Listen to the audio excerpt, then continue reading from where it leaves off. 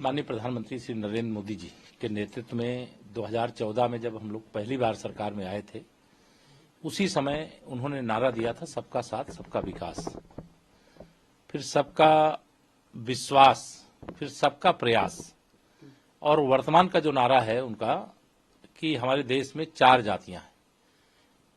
हमारे देश में गरीब है, हमारे देश में युवा है, हमारे देश में किसान है, हमारे देश में महिलाएं।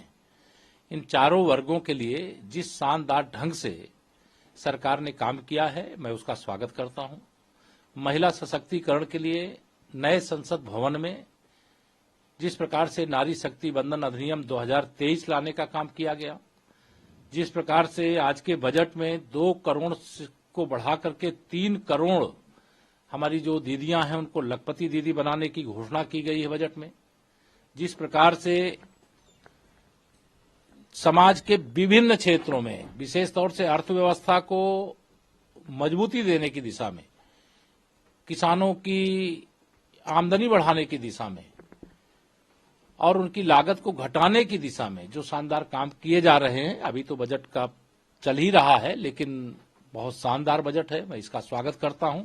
और यह बजट माननीय प्रधानमंत्री श्री नरेंद्र मोदी जी के नेतृत्व वाली सरकार में आदरणीय हमारी वित्त मंत्री निर्मला सीतारमण जी के द्वारा जो पेश किया गया है, इससे शानदार बजट हो नहीं सकता। ये तो अंतरिम बजट है, चूंकि चुनावी वर्ष है।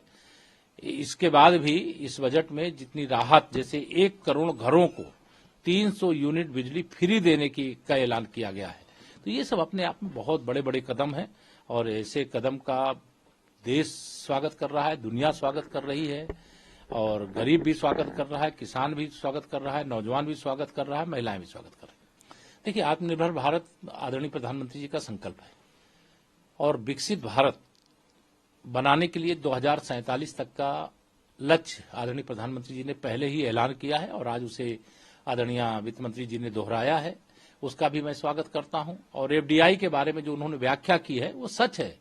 जो हम भारत के अंदर जब दुनिया के अलग अलग देशों से अपने देश की जरूरत के सामान खरीदने के लिए जाते थे, तो रोजगार तो उन देशों को मिलता था जिन देशों से हम सामान खरीदते थे। आज दुनिया का कोई भी देश हो अपनी टेक्नोलॉजी लेकर के भारत में आए, अगर कोई सामान भारत में बनाएगा तो रोजगार हमारे भारत के नौजवानों को मिलेगा, युवाओं को मिलेगा।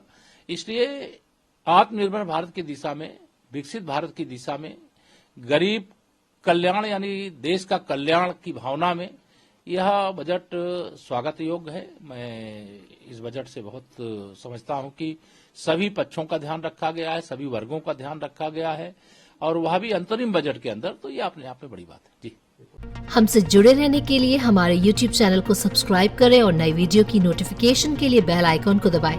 अगर आप ये वीडियो Facebook पर देख रहे हैं तो लाइक जरूर करें और ज्यादा से ज्यादा शेयर करें। धन्यवाद।